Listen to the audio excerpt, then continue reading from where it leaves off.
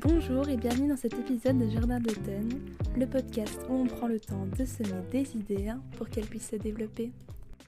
Hello, j'espère que tu vas bien. Cette semaine, j'arrivais pas à trouver le thème de l'épisode.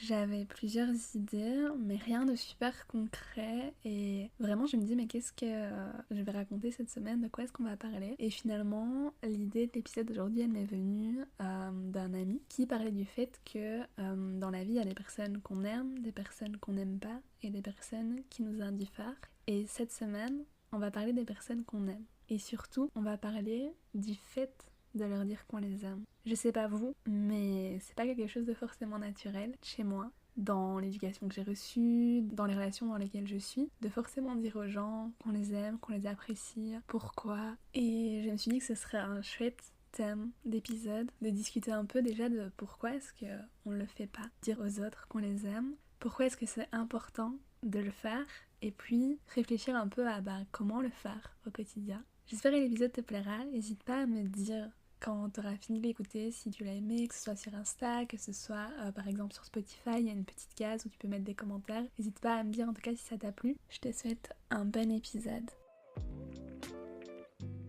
Je pense sincèrement qu'il y a plein de raisons qui font qu'on ne dit pas spécialement aux gens qu'on les aime. Déjà, je pense qu'il y a le fait qu'on pense que les autres ils le savent. On pense que nos proches, nos amis, nos copains, nos copines, ils savent qu'on les aime comme si ça coulait de source et que c'était une vérité universelle. Et je pense que quand on se dit qu'ils le savent et qu'on n'a pas besoin de le dire, on le dit pas. Je pense par exemple aux parents, aux relations familiales dans lesquelles on se dit pas je t'aime parce que on le sait. Et peut-être que toi, dans certaines relations, tu le dis pas parce que justement, tu te dis qu'ils le savent, donc il n'y a pas besoin. Et j'imagine que ça arrive plus souvent qu'on le pense, qu'on a ce genre de comportement-là. Une deuxième raison, c'est simplement la pudeur des sentiments et le fait de pas oser se montrer vulnérable. Là, je pense par exemple aux hommes qui n'osent pas forcément dire je t'aime parce que dire je t'aime, c'est se montrer d'une certaine façon, c'est exprimer ce qu'on ressent, c'est pas facile.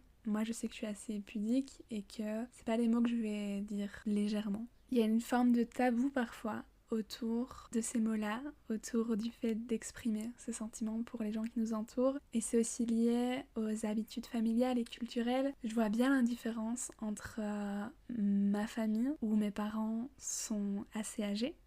J'ai 22 ans et mes parents en ont 70, 70. Et je vois bien que le dialogue, il n'est pas le même qu'entre mes amis et leurs parents qui ont plutôt 50 ans. J'ai l'impression que la société elle change vraiment à ce niveau-là et que c'est beaucoup plus facile actuellement dans les modèles familiaux de se dire qu'on s'aime, de se dire ce qu'on ressent. Mais c'est vrai que je pense que je peux compter sur les doigts de la main le nombre de fois où mon père m'a dit je t'aime, ou moi j'ai dit je t'aime à ma mère par exemple. Et c'est intéressant aussi de se rendre compte que parfois la raison pour laquelle on fait pas certaines choses, c'est simplement parce que c'est pas comme ça que ça se passe chez nous. On manque d'exemples autour de nous.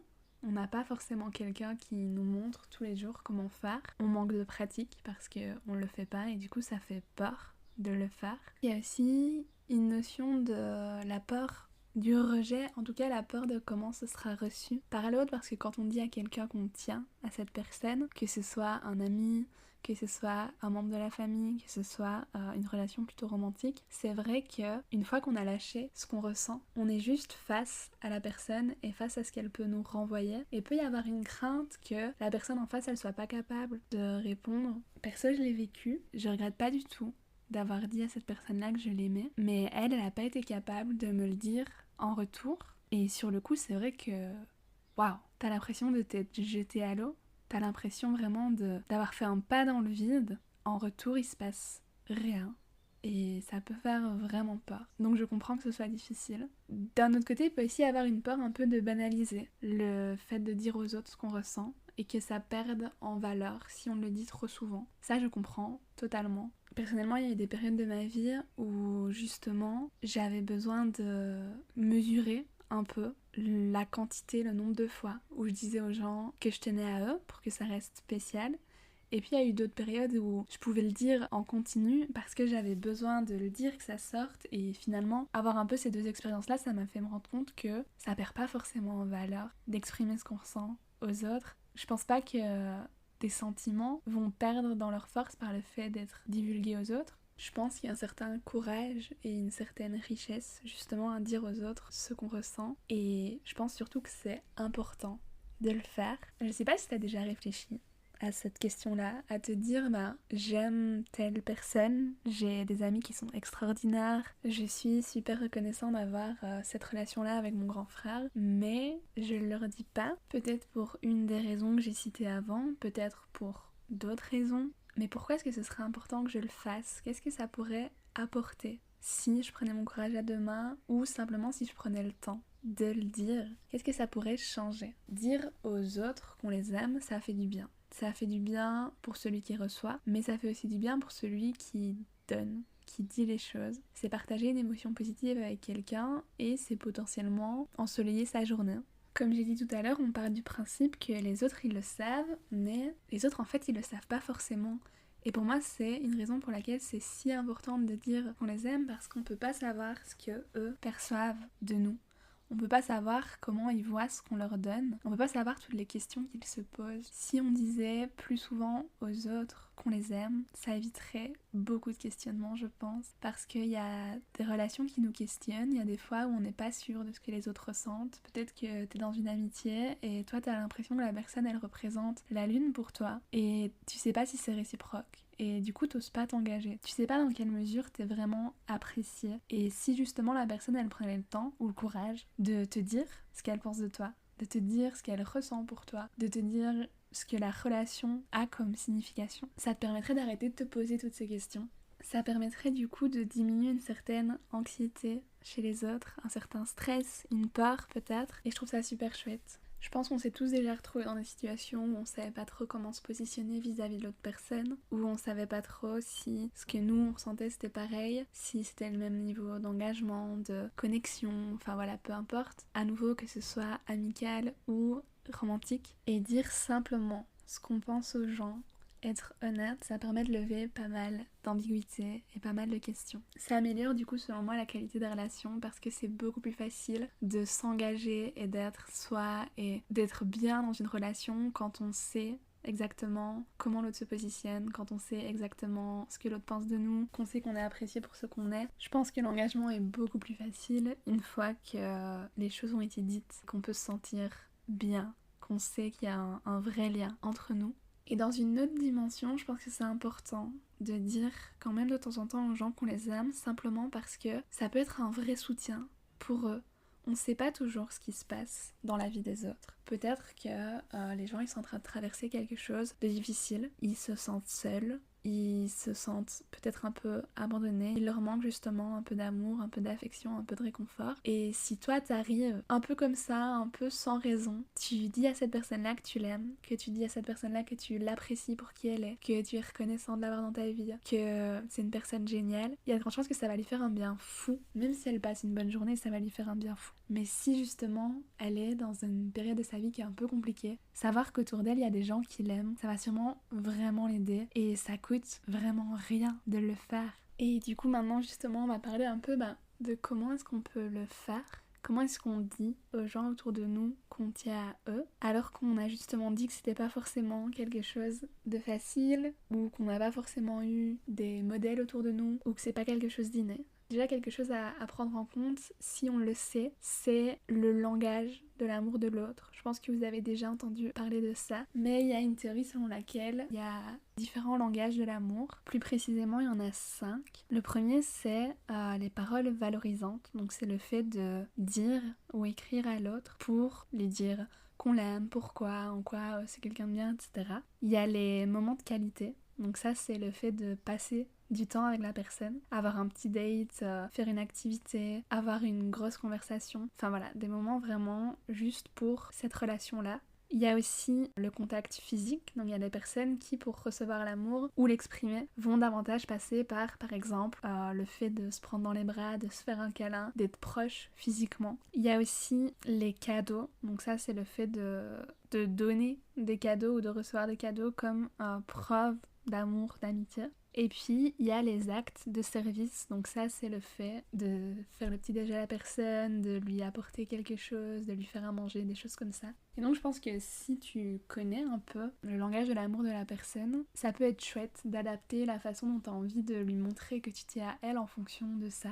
Moi, par exemple, je pense que ce que j'apprécie le plus et ce qui me touche le plus, c'est les paroles valorisantes. Et donc, si tu as envie de me communiquer que tu m'apprécies, que tu m'aimes, m'envoyer un petit message, m'écrire une lettre, m'écrire un petit mot, me dire les choses, m'appeler, ça va me toucher très très très fort. Alors que peut-être que toi, c'est le fait d'avoir un petit cadeau ou un bon gros câlin pour te sentir vraiment proche de la personne. Ici, je vais te parler un peu des différentes petites idées pour montrer à tes proches que tu les apprécies. Déjà, simplement, le fait de le dire directement. Quand t'es avec eux, quand t'es au téléphone, c'est dire soit je t'aime, soit merci d'être là, t'es vraiment génial comme personne, je suis contente de t'avoir dans ma vie, ça me fait plaisir qu'on se voit, des choses comme ça. Tu peux aussi le faire par écrit, si c'est pas facile à l'oral. En fonction de ta personnalité, c'est peut-être pas facile pour toi d'exprimer les choses oralement, verbalement. Pour moi, ça a été le cas pendant longtemps et je pense que ce sera encore le cas. J'ai beaucoup plus facile de passer par l'écrit pour exprimer ce que je ressens, pour dire les choses, pour dire aux gens que je les aime, plutôt que de le dire à l'oral. Je pense que j'ai rarement dit je t'aime à mes meilleures copines à voix haute. Donc si vous m'écoutez les filles, je vous aime. J'ai dû leur écrire, je leur ai laissé des lettres, des petits mots, des choses comme ça pour leur dire.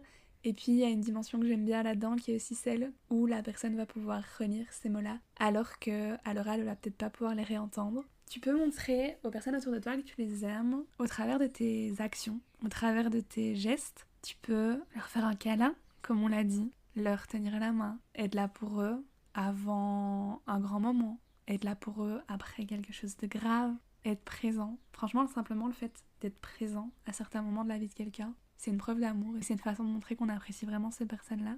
Le fait de faire des compliments et des encouragements aussi, pour moi, c'est vraiment montrer à la personne qu'elle compte pour nous et qu'on l'aime et qu'on a envie d'être là pour elle. Dire à quelqu'un qu'on apprécie vraiment quelque chose chez elle, que ce soit physique, dire à une personne qu'elle est super jolie aujourd'hui, ou que ce soit plutôt au niveau de la personnalité, dire à quelqu'un qu'on apprécie vraiment sa détermination, qu'on apprécie le fait qu'elle a une passion, qu'on apprécie le fait que ce soit quelqu'un d'honnête. Pour moi, c'est dire à la personne aussi qu'on l'aime. Le fait de l'encourager à atteindre ce qu'elle a à atteindre, c'est aussi une manière de montrer son amour parce que si la personne ne comptait pas pour vous, vous ne prendriez pas ce temps-là. Et justement, en parlant de temps passé pour les autres, le fait de passer du temps ensemble, ça montre à la personne aussi son importance. S'il y a une chose qu'on ne récupérera jamais, c'est notre temps. Le fait de passer une après-midi, une soirée, un dîner, de rester 1 heure, 2 heures au téléphone. Pour moi, c'est une façon de montrer à la personne qu'on l'aime et qu'elle compte pour nous.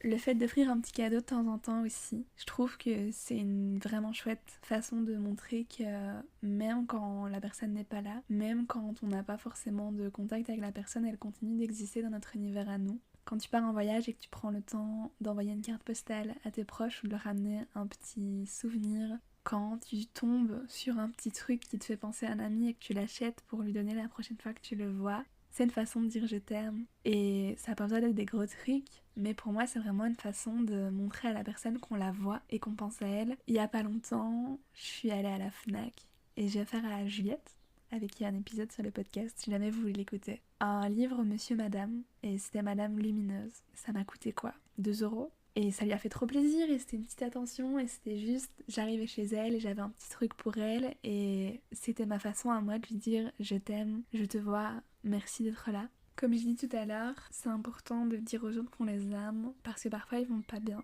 Et être là pour les autres quand ils vont pas bien, c'est aussi une façon de montrer son amour pour la personne. Être là, écouter, donner son soutien, ses conseils, dire à la personne que ça va aller, c'est montrer à la personne qu'elle compte pour nous. Et c'est important, je pense vraiment, d'essayer de pratiquer tout ça. régulièrement pour que ça devienne plus facile et plus naturel. Je pense que c'est important aussi de pouvoir dire merci et de vraiment montrer sa gratitude pour les gens qu'on a autour de nous. On peut vite oublier en fait que ces humains-là, c'est, bon, pas notre famille parce que notre famille elle nous a pas choisis, mais que tout le reste, les amis, les amours, c'est des gens qui font le choix conscient d'être en relation avec nous. C'est des gens qui donnent de leur temps, c'est des gens qui donnent de leur énergie, juste pour nous. Et en soi, il n'y a rien qui les y oblige. Donc je pense que c'est important de temps en temps de pouvoir dire merci. En le faisant, c'est aussi leur montrer qu'on les aime. Du coup, avant de finir l'épisode, je voulais te proposer 4 petits exercices en lien avec cet épisode du podcast. Le premier, ce serait que cette semaine, tous les jours, donc en commençant demain lundi jusqu'à dimanche prochain, je te mets au défi d'essayer de dire « je t'aime » ou quelque chose de similaire. Je tiens à toi, je t'apprécie, je pense à toi, merci d'être là, peu importe. Tous les jours, à une personne. Bonus si c'est une personne différente chaque jour. Et voir l'effet que ça a sur la relation, sur la personne, sur vous, le fait de dire ça. Et je vais le faire aussi, je vais essayer de le faire aussi. Pour voir un peu c'est quoi l'impact, justement, et à quel point c'est difficile ou pas de le faire.